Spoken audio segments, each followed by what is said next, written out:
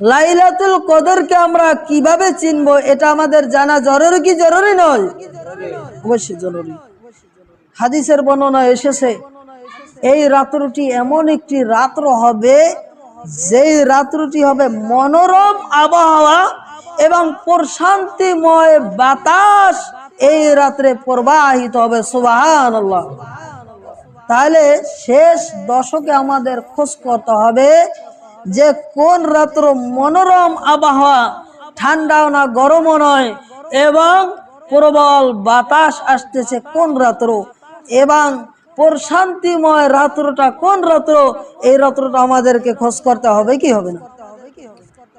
আরেকটি আলামত হচ্ছে এই রাত্রে শীতও হবে না আর গরমও হবে না, নাতিশীতোষ্ণ যেটা বলা হয়, একবারে গরমও নয় ঠান্ডাও নয়, স্বাভাবিক অবস্থা, মানুষের শরীরে যেতে কষ্ট না হয় এমন আবহাওয়ার একটি রাত্র এই রাত্রটা হবে। সুবহানাল্লাহ।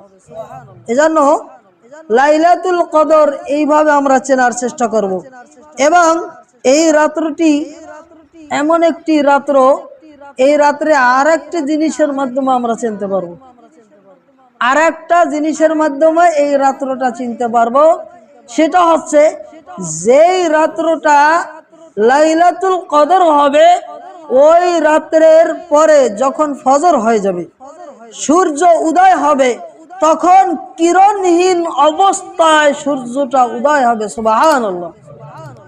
অর্থাৎ সূর্য উদয় হলে তখন সূর্য প্রাথমিকভাবে আলো দিবে না, আলো দেখা যাবে না, ঝাপসা ঝাপসা আলো দেখা যাবে। যখন উপর দিকে উঠে যাবে তখন পুরোপুরি আলো দেখা দেবে।